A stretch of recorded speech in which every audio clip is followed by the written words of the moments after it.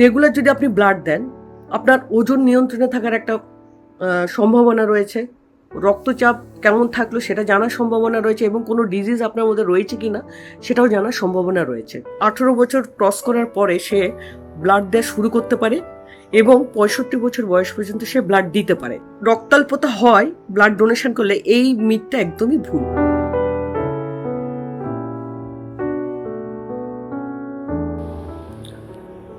ধরুন আপনার কোনো নিকটাত্মীয় হসপিটালে ভর্তি আছেন, তার এই মুহূর্তে প্রচুর রক্তের দরকার। ধরুন তার হিমোগ্লোবিন 10-এর অনেক নিচে, 7-8-এর কাছাকাছি হয়ে গেছে। ডাক্তারবাবু প্রেসক্রিপশন করে দিলেন যে তার রক্ত দিতে হবে। তো আপনি দেখলেন যে এই সময়টা, বিশেষ করে মার্চ থেকে জুন পর্যন্ত, বছরের এই গরমের সময়টায় এত পরিমাণ ব্লাড ডোনেশন ক্যাম্প কম হয় যে বেশিরভাগ সরকারি ব্লাড ব্যাংকে প্রয়োজনীয় রক্ত মজুদ থাকে না। তো এটা যখন আপনি ব্যক্তিগতভাবে উপলব্ধি করবেন যে প্রয়োজনের সময় ব্লাডটা পাওয়া যাচ্ছে না, তখন এই প্রশ্ন ওঠে কেন। আসলে কারণটা হচ্ছে, মোটামুটি সরকারি হিসেব অনুযায়ী আমাদের দেশে যা পপুলেশন, তার যদি 0.1%ও রেগুলার রক্তদান করে থাকেন, তাহলে ব্লাড ব্যাঙ্কগুলোতে যে পরিমাণ রক্ত সঞ্চিত থাকার কথা, সেটা হসপিটালে ভর্তি থাকা রোগীদের ক্ষেত্রে সেই প্রয়োজন পুরোটাই মিটে যায়। কিন্তু যেহেতু আমরা সরকারি বা বেসরকারি যে ক্ষেত্রেই বলি না কেন, এই ব্লাড ডোনেশন ক্যাম্পগুলো এত অনিয়মিত হয় এবং ডোনারদের মধ্যে এতটা সচেতনতার অভাব যে রক্তের আকাল এখন প্রায় পুরো বছরটা জুড়েই হচ্ছে, এবং এটা সবচেয়ে বেশি প্রকট হয়ে ওঠে এই গরমের সময়টায়। তো আমরা যদি নিজেরা সচেতন হই, যেমন ধরুন প্রতিটা মানুষ 18 বছর ক্রস করার পরে সে ব্লাড দেওয়া শুরু করতে পারে এবং 65 বছর বয়স পর্যন্ত সে ব্লাড দিতে পারে। ছেলেরা সাধারণত বছরে 4 বার দিতে পারে, অর্থাৎ 3 মাস পর পর, আর মেয়েরা 4 মাস পর পর রক্ত দিতে পারে। তো একজন সুস্থ স্বাভাবিক মানুষ, যে কোনো বড় অসুখে ভুগছে না, যে স্বাভাবিক স্বাস্থ্যের অধিকারী, যার ওজন মোটামুটি ধরুন 45 থেকে 50 কেজির মধ্যে, সে কিন্তু 350 ml রক্ত প্রতি 3 মাস বা 4 মাস অন্তর দিতেই পারেন। এবার রক্ত দিলে যেটা হয়, এক তো সরকারি বা বেসরকারি ব্লাড ব্যাংকে রক্তটা মজুদ থাকছে, প্রয়োজনীয় সময় আপনার পেশেন্ট সে রক্ত পাচ্ছেন।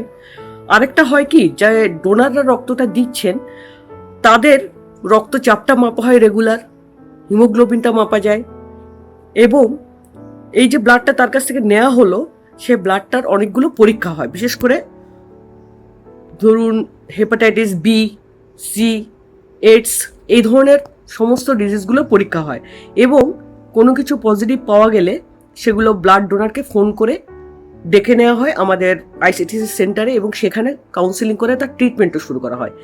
এই যে সুবিধাটা কিন্তু আপনি ব্লাড না দিলে পারতেন না, মানে পেতেন না, ডেফিনেটলি পেতেন না। তো এই কারণে আমরা সবাইকেই ভলান্টারিলি ব্লাড দিতে অনুরোধ করি। তো আরও যেটা হয়, যেমন ধরুন যারা হার্টের পেশেন্ট, রেগুলার ওষুধ খাচ্ছেন, বা যাদের কোনো সময় স্ট্রোক হয়ে গেছে, বা ধরুন যাদের অ্যাজমা আছে বা সিওপিডি আছে এবং তার জন্য তাদের ইনহেলার রোজ ইউজ করতে হয় বা রেগুলার ইউজ করতে হয়, বা যারা ডায়াবেটিসের পেশেন্ট, তারা কিন্তু রক্ত দিতে পারেন না। মানে প্রথম কথা হচ্ছে, ডায়াবেটিস নিয়ন্ত্রণে থাকতে হয়, প্রেশার নিয়ন্ত্রণে থাকতে হয়, তবেই আপনি রক্ত দিতে পারবেন। এবং এটা আপনি কখন জানতে পারবেন? যখন আপনি ব্লাড দিতে এসছেন, তখন এই পরীক্ষাগুলো করার পরে জানা যায় যে আপনি দিতে পারবেন কি পারবেন না। এবার ধরুন রেগুলার যদি আপনি ব্লাড দেন, আপনার ওজন নিয়ন্ত্রণে থাকার একটা সম্ভাবনা রয়েছে। রক্তচাপ কেমন থাকলো সেটা জানার সম্ভাবনা রয়েছে, এবং কোনো ডিজিজ আপনার মধ্যে রয়েছে কিনা সেটাও জানার সম্ভাবনা রয়েছে। আমরা যদি নিজেরা ব্লাড দিই এবং আমাদের নতুন প্রজন্মকে, বিশেষ করে যারা 18 বছর ক্রস করছে, তাদেরকেও যদি উৎসাহ দিই যে রেগুলার ব্লাড দেওয়ার উপকারিতাটা কি, এবং সে নিজেও একটা ডোনার কার্ড পায় এই ব্লাড ডোনেশনের এগেনস্টে, সে কার্ডটা সে পরবর্তীকালে ইউজ করতে পারে। কোনো সরকারি ব্লাড ব্যাংকে গেলে সে কার্ডের এগেনস্টে সে একটা বিনামূল্যে রক্ত পেতে পারে, যেটা তার কোনো পরিচিত জন বা তার নিজেরও লাগতে পারে। বিশেষ করে যে গ্রুপগুলো রেয়ার গ্রুপ, যেমন ধরুন A negative, B negative, AB negative বা বোম্বে ফেনোটাইপ, এই যে রেয়ার গ্রুপের ব্লাডগুলো, এগুলো আপনি সহজে খুঁজে পাবেন না। সাধারণত এই সমস্ত ডোনারদের একটা আলাদা করে রেজিস্ট্রি করে রাখা হয়, সেখান থেকে তাদের কন্ট্যাক্ট করে তবে আমরা এই ব্লাডগুলো পেতে পারি। আর এই ধরনের ব্লাড গ্রুপ যুক্ত ডোনাররা যখন ব্লাড দেন, তো তখন আমাদের কি হয়, সেই ব্লাড গ্রুপিংটা জেনে নিয়ে তাদেরকেও ইনফর্ম করা হয় যেন তারা অন্য কোথাও রেগুলার রক্ত না দেন, কারণ তাদের রিজার্ভে রাখা হয়। সেই জন্য আসছে 14 জুন যে বিশ্ব ব্লাড ডোনার্স ডে, আমাদের একটা অনুরোধ থাকবে সবার প্রতি যে আপনারা নিজেদের এলাকায় ছোট ছোট করে হলেও ব্লাড ডোনেশন ক্যাম্প আয়োজন করুন, যাতে নিয়মিত রক্তের যোগানটা সবসময় ঠিক থাকে। শুধুমাত্র শীতকালে আমি ব্লাড ডোনেশন ক্যাম্প করব এটা না করে বিশেষ করে গরমকালেও করুন, হোক ছোট 30 জন হোক 50 জন হোক, কিন্তু সেটা হোক। আর ব্লাড দেওয়ার পরেই কেউ কোনো ভারী কিছু খাবার খেতে যাবেন না। প্রথম কথা হচ্ছে, আপনি 350 ml ব্লাড দিলেন, তার জন্য আপনার ওজন 45 থেকে 50 হলেই চলবে এবং ব্লাড প্রেশার নিয়ন্ত্রণে থাকতে হয়। ব্লাড দেওয়ার পরে আপনি প্রথম যেটা কাজ করবেন, বিশ্রাম নেবেন 8 ঘন্টা এবং জল খাবেন। এর ফলে দেখবেন পুরো দিনটাই আপনার কোনো শারীরিক অসুবিধা তৈরি হবে না এবং এর পরেও কোনো সমস্যা তৈরি হবে না। এবং এই যে রক্ত দিলেন, এটা ছেলেদের ক্ষেত্রে 3 মাসের মধ্যে এবং মেয়েদের ক্ষেত্রে 4 মাসের মধ্যেই পূর্ণ হয়ে যায়। কাজেই রক্তাল্পতা হয় ব্লাড ডোনেশন করলে, এই মিথটা একদমই ভুল।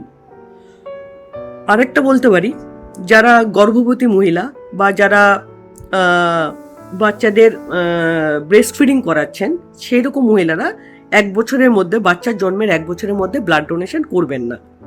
এবং অবশ্যই যারা হার্টের পেশেন্ট, লাংস যেমন সিওপিডি বা অ্যাজমার পেশেন্ট বা স্ট্রোকের পেশেন্ট, তারাও ব্লাড ডোনেশন করবেন না। কেন দিয়েছো? এই যে ব্লাড দেওয়ার আগে কি ভয় ছিল? ব্লাড দেওয়ার আগে ভয় ছিল? ব্লাড দেওয়ার পরে কেমন লাগছে? ব্লাড দেওয়ার জন্য কি মানে ধরেন আমাদের বিগত কিছুদিন আগে আমাদের ফ্যামিলিতে সেজন্য ব্লাডের হ্যাঁ, আমরা সেই সিচুয়েশন আমি বুঝতে পারছি যে ব্লাড যদি আমরা দিই অন্য যে প্রয়োজন সেটা লাগতে পারে। প্রথমবার একটু ভয় ছিল, কিন্তু ব্লাড দেওয়ার পরে ভয়টা কেটে গেছে, একটু ভালো লাগা তৈরি হয়েছে নিশ্চয়।